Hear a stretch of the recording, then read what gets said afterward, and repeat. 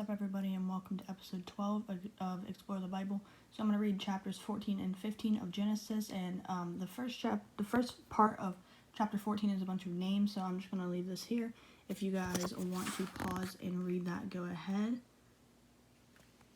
And I'm going to start.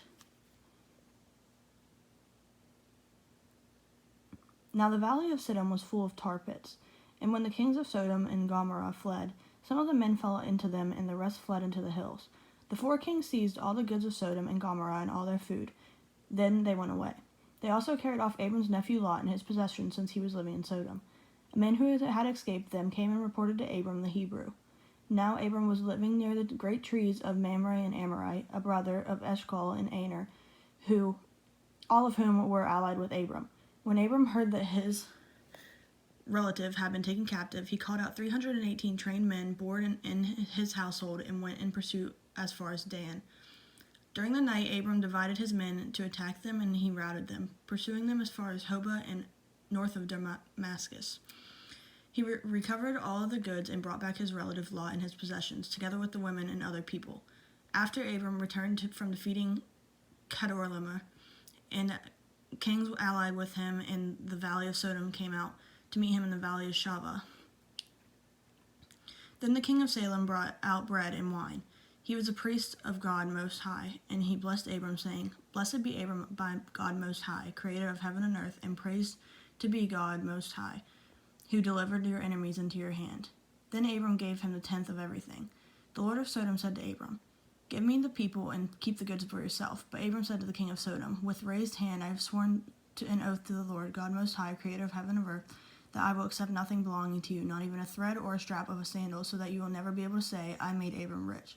I will accept nothing but what my men have eaten, and the share that belongs to the men who were with me. Let them have their share." After this, the word of the Lord came to Abram in a vision. "Do not be afraid, Abram. I am your shield, your very great reward." But Abram said, "Sovereign Lord, what can you give me, since I remain childless, and the one who will inherit my estate is Eliezer of Damascus?" And Abram said, "You have given me no children, so a servant in my household will be my heir."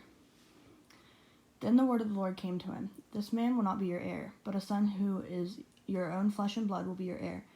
He took him outside and said, "Look up at the sky and count the stars. If indeed you can count them." Then he said to him, "So shall your offspring be." Abram believed the Lord, and he credited it to him as righteousness. He also said to him, "I am the Lord who brought you out of Ur in the Chaldeans to give you this land and take possession of it." But Abram said, "Sovereign Lord, how can I know that I will gain possession of it?" The Lord said to him, "Bring me a heifer, a goat, a ram, each 3 years old, along with a dove and a young pigeon." Abram brought all these to him, cut them in two, and arranged them halves opposite of each other. The birds, however, he did not cut in half. The birds of prey came down on the carcasses, but Abram drove them away.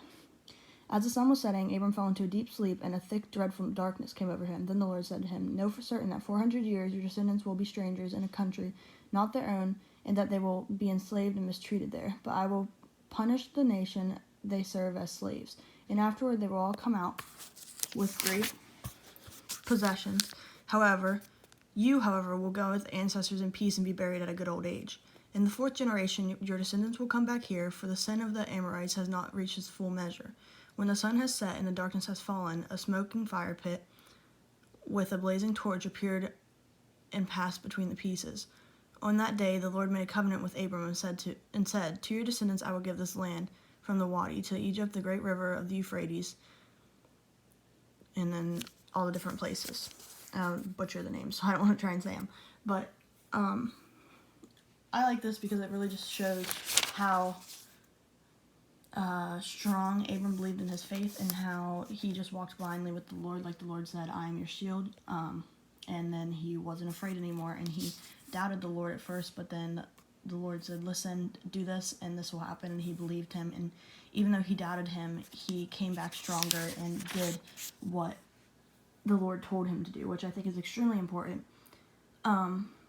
So yeah, I mean, there's not much to talk about there. It's kind of hard to talk about these verses in Genesis because a lot of them are just about the creation and about people, and the stories of the different people, and they're not really like God's directions to us. I mean, they're showing us examples of how to trust the Lord, and that's really important and really cool. But they're not like, there's not a lot of metaphors and stuff like that in here. So it's basically mostly facts. Anyways, I hope this is helping you guys. I hope you enjoyed it. I will be back tomorrow with chapter 16 and maybe 17, but 17 looks a little bit long, so we'll see.